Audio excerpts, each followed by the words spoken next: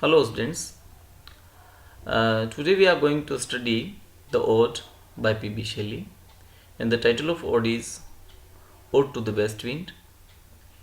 And this ode was written in 1819 by P.B. Shelley, and it was originally published in uh, a book written by Shelley, that was Prometheus Unbound.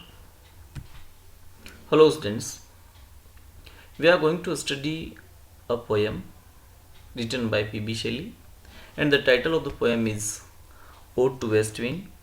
Dear student, this is one of the famous poems composed by P.B. Shelley, and in this poem we come to know about the subjectivity, how the poet relate himself with the powers of west wind, and how he gives the message of hope to the world. And dear students, this poem, this ode was basically written in was originally published in Prometheus Unbound, and that was a lyrical drama written by the poet P.B. Shelley. And this ode is written in tercet. It is a sort of stanza which has 3 lines, and the rhyme scheme of tercet is A B A, B C B, C D C, D E D. Like this. These lines are written in. These are 3 group. This is a group of 3 lines, and this is 3 line stanza, and it is called tercet, and it is written in iambic pentameter. So it is about its structure. And first of all, let us have the textual analysis of this poem, and then we will come to know its literary aspect also. So let's start the text. You also open your text with your mobile or whatever source you have. See its first line: O wild west wind, you breath of autumn's being, you from whose unseen fragrance the leaves dead are driven like ghosts of enchanter fleeing. Yellow and black and pale and hectic red, pestilence stricken multitudes, O thou, who chariots to their dark wintry bed.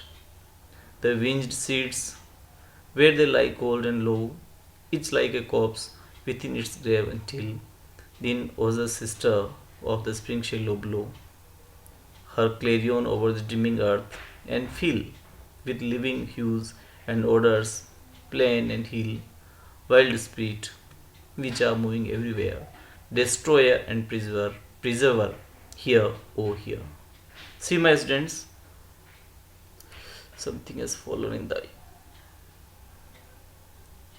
Yes student, see this is the first stanza of this ode, and in this stanza it begins with calling, invoking that west wind. And now you know that this sort of invocation or this sort of addressing is known as apostrophe. Mean when the listener is not present in front of you, but you call him or you address him, that literary figure of speech is known as apostrophe. So here the poet addresses west wind that is not present there, but through his address we come to know that he is using the figure of speech, that is apostrophe. And he say, oh wild west wind, you breathe of autumn's being. See, he says her, addressing west wind, oh wild west wind, you breathe of autumn's being, you from whose unseen fragrance the leaves dead are driven like ghosts from an enchanter's flee. See, you breathe of autumn's being, mean that autumn, a season when the winds blow fast, and the dead leaves, the leaves which are which are pale or which are dead, uh, start to fall from the trees. So he says that you are the breath of autumn's being. He says that, oh west wind, you are the symbol of existence of west wind. By your presence we come to know that that season is autumn. मतलब पतझड़ जो है उसका breathe, उसका सांस या उसका symbol जो है वो तुम वेस्ट विंड हो। वो वेस्ट विंड को एड्रेस करके कहता है कि ओ वेस्ट विंड, तुम जो है इस पतझड़ का प्रतीक हो, पतझड़ का जीवन हो, पतझड़ की सांसें हो। यदि वेस्ट विंड नहीं बहे तो हम ये महसूस नहीं कर सकते कि पतझड़ सीजन है, क्योंकि वेस्ट विंड तीव्र गति से बहती है।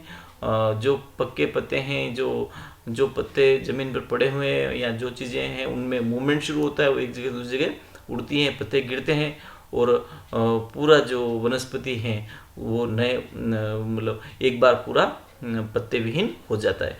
तो ये जो वेस्ट विंड का जो पावर है या जो वेस्ट विंड जो है वह पतझड़ का it is the breath of the autumn, मतलब पतझड़ का सांस है, ऐसा कवि ने इसमें कहा है। सो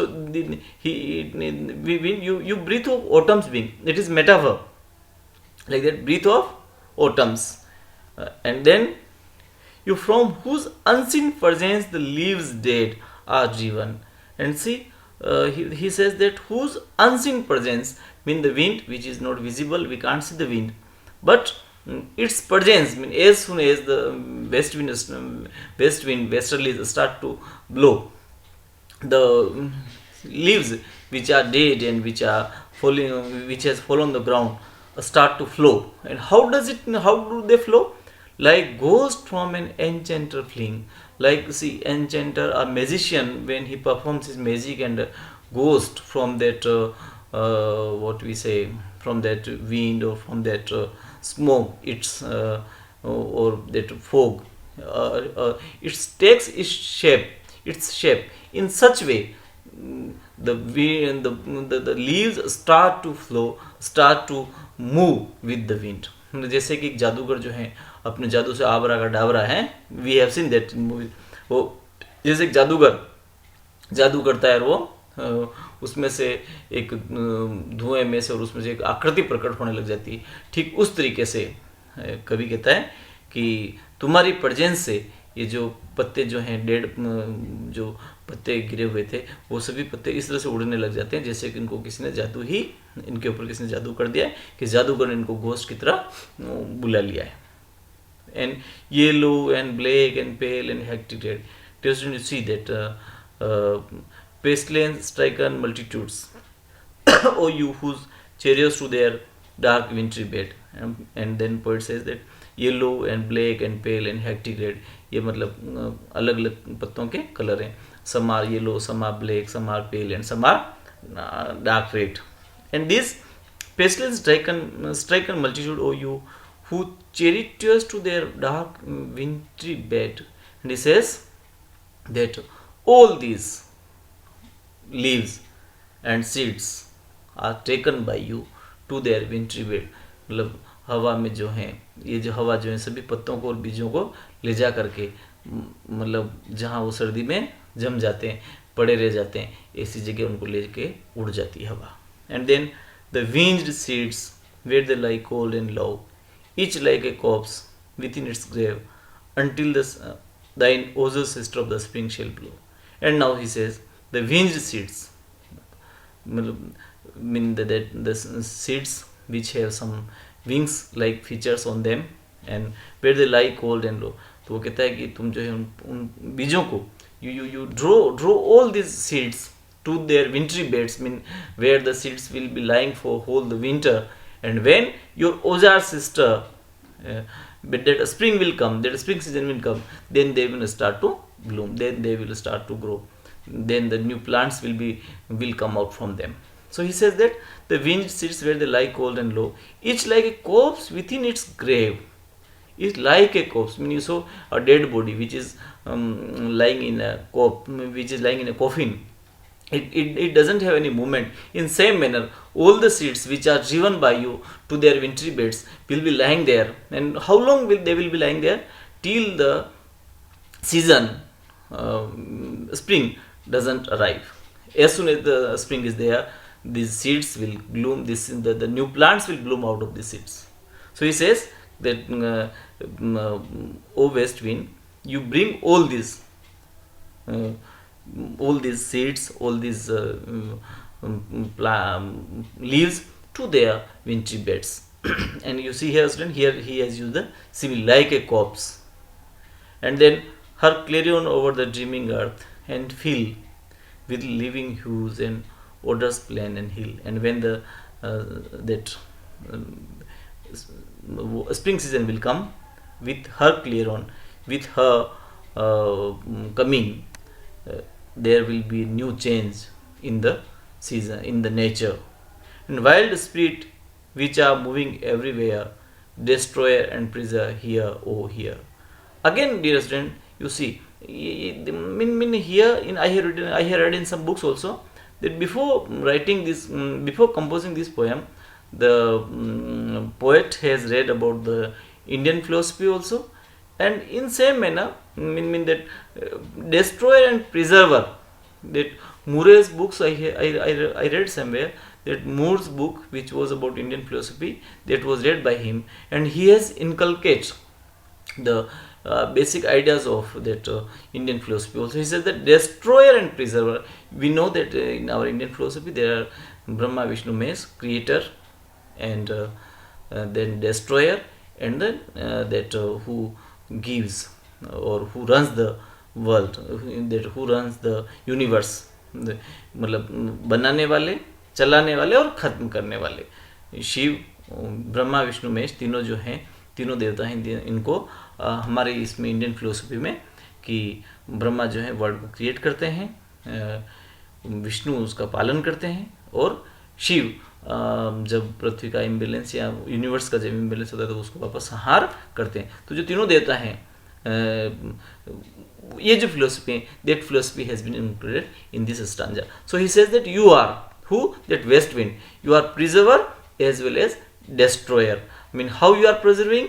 I mean, you are taking away the seeds to their appropriate place, or to their required place where they will bloom, where new plants will come out of them. And how you are destroyer? You are making fall. You are making fall all the leaves, all the all the things, and you are taking them to their wintry beds where they will lie for whole winter. So the dear students, in this stanza we come to know that poet used apostrophe, poet uses alliteration and simile, and with that he addresses the west wind, and at last he addresses west wind as preserver and destroyer, preserver of seeds and destroyer of plants, in such a way that first stanza ends here. Dear students, please keep studying, and we will start our next stanza in next video.